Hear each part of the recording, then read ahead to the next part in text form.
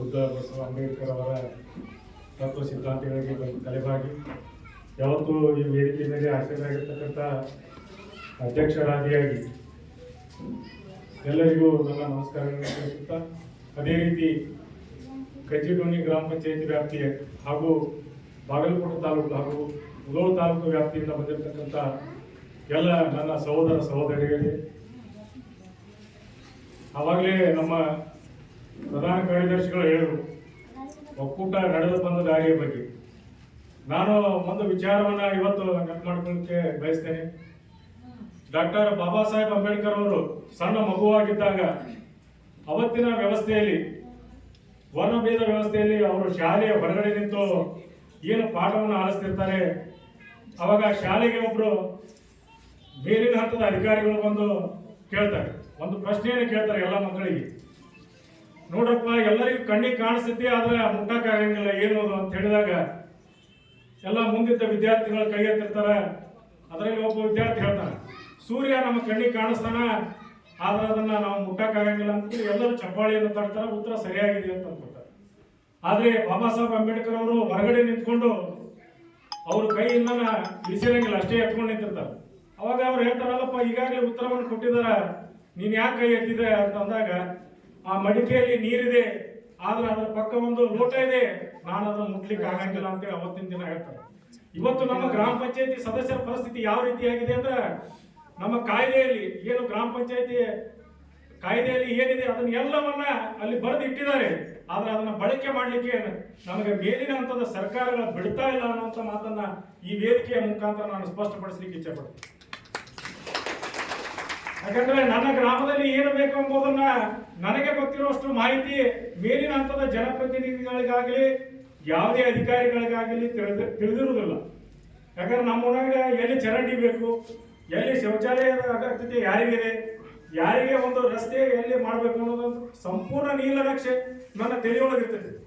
ಯಾಕಂದ್ರೆ ನಾನು ಚುನಾವಣೆ ಪೂರ್ವದಲ್ಲಿ ಅವನ್ನೆಲ್ಲ ಯೋಜನೆಗಳನ್ನು ನನ್ನ ತಲೆಯೊಳಗೆ ಇಟ್ಕೊಂಡು ನಾನು ಆಯ್ಕೆ ಆಗ್ಬೇಕಂತೇಳಿ ಜನರ ಮುಂದೆ ನನ್ನ ಮತ್ತೊಂದು ವಿನಂತಿ ಏನಂದ್ರೆ, ನಾವು ಜನಪ್ರತಿನಿಧಿಗಳಾಗಿ ಆಯ್ಕೆ ಆಗುವ ಮುಂದೆ ಅವಾಗಲೇ ಸರ್ ಹೇಳಿದ್ರು, ಗ್ರಾಮ ಪಂಚಾಯತಿ ಸದಸ್ಯರಂದ್ರೆ ಸ್ಥಳೀಯ ಸರ್ಕಾರದ ಮಂತ್ರಿಗಳಿದ್ದಂತೆ. ಏನು ನಮ್ಮ ಅಧ್ಯಕ್ಷರಿರ್ತಾರೆ ಅವರು ನಮ್ಮ ಸ್ಥಳೀಯ ಸರ್ಕಾರದ ಮುಖ್ಯಮಂತ್ರಿಗಳಿದ್ದಂಗೆ ಅಂತ ಹೇಳಿ ಇದೆಲ್ಲ ನಮಗೆ ಗೊತ್ತಾಗಿದ್ದು ಯಾವಾಗಪ್ಪ ಅಂದ್ರೆ, ನಾನು ಗ್ರಾಮ ಪಂಚಾಯತ್ ಸದಸ್ಯರ ಒಕ್ಕೂಟದ ಒಬ್ಬ ಸದಸ್ಯನಾಗಿ ಅವತ್ತಿನ ಹೋರಾಟಕ್ಕೆ 2021 ಡಿಸೆಂಬರ್ದಲ್ಲಿ ನಾನು ಭಾಗಿಯಾದ. ಅಲ್ಲಿವರೆಗೆ ನಾನು ಏನ್ ತಿಳ್ಕೊಂಡಿಲ್ಲ, ನಾನು ಒಬ್ಬ ನಾಗರದಿನಿ ಗ್ರಾಮದ ಒಂದು ಸಣ್ಣ ಗ್ರಾಮಕ್ಕೆ ಸೀಮಿತನಾಗಿದ್ದವದೀನಿ, ಬಹಳ ನನ್ನ ಪಂಚಾಯತಿ ಒಳಗೆ ಅಷ್ಟೇ ನನ್ನ ಕಾರ್ಯ ಮಾಡಲಿಕ್ಕೆ ನನಗೆ ಅವಕಾಶ ಇದೆ ಅಂತ ಅನ್ಕೊಂಡಿದ್ದೆ. ಆದ್ರೆ ಇವತ್ತೇನಾದ್ರು ನಮ್ಮ ಸ್ನೇಹಿತರು ಇಡೀ ಬಾಗಲಕೋಟೆ ಜಿಲ್ಲೆಯಲ್ಲಿ ಏನೇನೋ ಕಾರ್ಯಕ್ರಮಗಳ ಬಗ್ಗೆ ತಮ್ಮ ಗ್ರಾಮಕ್ಕೆ ತಂದು ಅಭಿವೃದ್ಧಿಯನ್ನು ಪಡಿಸಿದ್ದಾರೆ ಅಂದ್ರೆ ಅವರ ಜೊತೆ ನಮ್ಮ ಸದಾ ಒಕ್ಕೂಟ ನಿಂತಿತ್ತು ಅಂತೇಳಿ ನಾನು ಇವತ್ತು ಹೆಮ್ಮೆಯಿಂದ ಹೇಳಲಿಕ್ಕೆ ಬಯಸ್ತೇನೆ. ಇನ್ನೊಂದು ಸ್ಪಷ್ಟವಾದಂತ ಒಂದು ಮಾತನ್ನ ಹೇಳಲಿಕ್ಕೆ ಬಯಸ್ಬೇಕಂದ್ರೆ, ನಾವು ಯಾವ ರೀತಿಯ ಕಲ್ಪನೆಯನ್ನು ಇಟ್ಕೊಂಡು ಸದಸ್ಯರಾಗಿದ್ದೀವಿ ಆ ರೀತಿಯಲ್ಲಿ ಮಾಡ್ಲಿಕ್ಕೆ ಆಗ್ಲಿಲ್ಲ ಅಂತ ಸಾಕಷ್ಟು ಜನ ಸದಸ್ಯರು ಮನನೊಂದು ಇವತ್ತು ಬರ್ತಾ ಇಲ್ಲ. ಆದ್ರೆ ನಾವು ಕೇವಲ ಏನು ಮಾಡಕ್ಕಾಗಿಲ್ಲ ಅನ್ನೋ ಕಡೆ ಅಷ್ಟೇ ವಿಚಾರ ಮಾಡಕತ್ತೀವಿ, ಆದ್ರೆ ನಾವು ಸಾಕಷ್ಟು ಒಂದು ಒಳ್ಳೆಯ ಕೆಲಸಗಳನ್ನ ಮಾಡಿದೀವಿ. ಅವಾಗ ಹೇಳಿದ್ರು ಸ್ನೇಹಿತರು, ಏನು ನಮ್ಮ ಊರಿಗೆ ನಾವು 20 ಲಕ್ಷ ವೆಚ್ಚದಲ್ಲಿ ಒಂದು ಸೋಲಾರ್ ಅನ್ನು ಅಳವಡಿಸಿದ್ದೀವಿ. ಅದೇ ರೀತಿ ನಾನು ನಮ್ಮ ಗ್ರಾಮದಲ್ಲಿ ಒಂದು 3 ಶಾಲಾ ಕೊಠಡಿಗಳನ್ನು ಕಟ್ಟಿದ್ದೀವಿ. ಅದೇ ರೀತಿ ನಮ್ಮ ಸಾಕಷ್ಟು ಸ್ನೇಹಿತರು ಒಂದೊಂದು ರೀತಿಯಲ್ಲಿ ಅವನ ಅಭಿವೃದ್ಧಿ ಪಡಿಸಿದರೆ ಅವನು ಎಲ್ಲರಿಗೂ ನಾವು ಅವನ ಈ ರೀತಿ ಮಾಡಿದ್ದೀವಿ ಅನ್ನೋದನ್ನ ತೋರಿಸುವಲ್ಲಿ ವಿಫಲರಾಗಿರುವಂತ ನಾನು ಹೇಳಲಿಕ್ಕೆ ಬಯಸ್ತೇನೆ. ಯಾಕಂದ್ರೆ ನಾವು ಏನು ಒಳ್ಳೆಯದನ್ನ ಮಾಡಿದೀವಿ ಅದನ್ನ ನಾವು ಹೇಳ್ತಾ ಇಲ್ಲ, ಅದನ್ನ ಜನರ ಮುಂದೆ ಇವತ್ತೇನು ಈ ಚಿಂತನ ಮಂಥನ ಅನ್ನುವಂಥ ಒಂದು ಏನು ಸಭೆಯನ್ನು ಇಟ್ಟಿದ್ರಿ, ಈ ಸಭೆಯ ಮೂಲಕ ಜನರಿಗೆ ಮುಂದೆ ಬರತಕ್ಕಂಥ ಸದಸ್ಯರಾಗಬೇಕಂತ ಅನ್ಕೊಂಡಿದ್ದವರಾಗ್ಲಿ, ಹಿಂದೆ ಸದಸ್ಯರಾಗಿ ಹೋಗಿದವರಾಗಲಿ, ಇವತ್ತಿನವರೆಗೆ ಸದಸ್ಯರಾಗಿ ಯಾರು ಉಳ್ಕೊಂಡಿದ್ದೀವಿ ಅವ್ರಿಗೆಲ್ಲರಿಗೂ ಪ್ರಜಾಪ್ರಭುತ್ವದಲ್ಲಿ ನಮ್ಮ ಸರ್ ಬಹಳ ಚೆನ್ನಾಗಿ ಹೇಳ್ತಾರೆ ಅವ್ರ ಬಗ್ಗೆ. ಪ್ರತಿಯೊಬ್ಬ ಪ್ರಜೆಯನ್ನು ಪ್ರಭು ಅಂತ ಹೇಳ್ತಾರೆ. ನಾವು ಆ ವ್ಯವಸ್ಥೆಯಲ್ಲಿ ಇದ್ಕೊಂಡು ನಾವು ಯಾವ ರೀತಿ ನನಗೆ ಒಳಗೊಮ್ಮೆ ಇಷ್ಟು ನೋವು ಅನಿಸ್ತೈತಿ, ನಮ್ಮ ಸದಸ್ಯರು ಹೋಗಿ ಅಲ್ಲಿ ಕೈ ಕಟ್ಕೊಂಡು ಹಿಂಗೆ ನಿಂತಿರ್ತಾರೆ ಯಾವುದೇ ಅಧಿಕಾರಿಗಳು ಮುಂದೆ. ಆದ್ರೆ ಇವಾಗಲೇ ಬೆಳಗ್ಗೆ ಡಿಸ್ಕಷನ್ ಮಾಡೋದು ಸರ್ ಹೇಳಿದ್ರು, ಯಾವುದೇ ನಮ್ಮ ಒಕ್ಕೂಟದ ಜೊತೆಗಿದ್ದವರು ಯಾರು ಕೈ ಕೊಟ್ಕೊಂಡು ನಿಂದ್ರಂಗಿಲ್ಲ, ಕುರ್ಚಿ ಸರಿಸಿ ಆ ಅಧಿಕಾರಿ ಮುಂದೆ ಕುಂಡ್ರುವಂತ ತಾಕತ್ತು ಏನಾದ್ರು ಬಂದಿತ್ತಂದ್ರೆ ಇದು ನಮ್ಮ ಗ್ರಾಮ ಪಂಚಾಯತಿ ಒಕ್ಕೂಟದಿಂದ.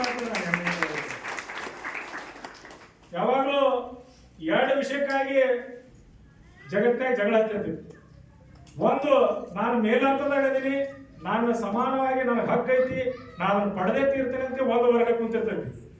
ಇನ್ನೊಂದು ವರ್ಗ ಇರ್ತೈತಿ, ನಾನು ಅವ್ರ ಹಂತಕ್ಕೆ ಹೋಗ್ಬೇಕು, ನಾನು ಸಮಾನತೆ ಹಾದಿಯೊಳಗೆ ನಾನು ಹೋಗ್ಬೇಕಂತೇಳಿ ಇನ್ನೊಂದು ಹಂತದ ಜನ ಆಗಿರ್ಬೋದು ಅವ್ರು ಬದುಕ್ತಿರ್ತಾರೆ.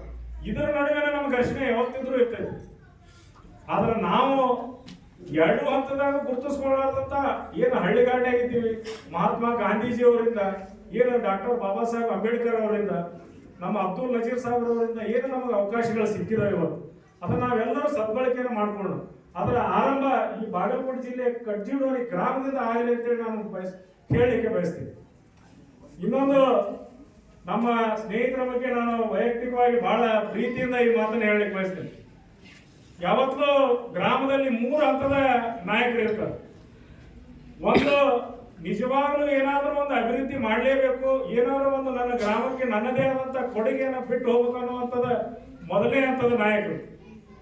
ಇನ್ನೊಂದು 2ನೇ ಹಂತದ ನಾಯಕರು ಇರ್ತಾರೆ. ಅವ ಏನೋ ಮಾಡಕತ್ತಾನಪ್ಪ ಅಂತ ಅನ್ನೋದು ಅವನ ಬಗ್ಗೆ ಏನೇನೋ ಅಪಪ್ರಚಾರಗಳನ್ನ ಮಾಡ್ಕೊಂತ ಚಪ್ಪಾಳಿಗೆ ತಡ್ಕೊಂತ ಕುಂತಿರ್ತಾರೆ. 3ನೇ ಹಂತದ ನಾಯಕರು ಇರ್ತಾರೆ. ಅವ್ರು ಯಾವ ರೀತಿ ಇರ್ತಾರಪ್ಪ ಅಂದ್ರೆ ಅಲ್ಲಿ ಏನ್ ನಡೆದೈತೆ ಅನ್ನೋದೇ ಗೊತ್ತಿರಂಗಿಲ್ಲ.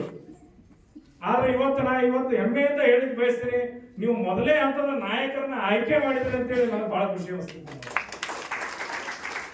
ಇನ್ನು ಸಾಕಷ್ಟು ನಮ್ಮ ಸರ್ ಬಹಳಷ್ಟು ವಿಷಯಗಳನ್ನು ಮಾತಾಡ್ತಾರೆ.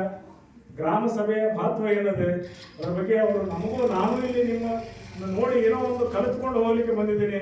ನಾನೇನು ದೊಡ್ಡ ಮೇಧಾವಿ ಅಲ್ಲ. ನನ್ನ ಮಾತಿನಲ್ಲಿ ಏನಾದರೂ ಲೋಪದೋಷಗಳಿದ್ರೆ ಕ್ಷಮೆಯನ್ನು ಯಾಚಿಸ್ತಾ ನನ್ನ ಮಾತಿಗೆ ವಿರಾಮ ಮಾಡ್ತೀನಿ.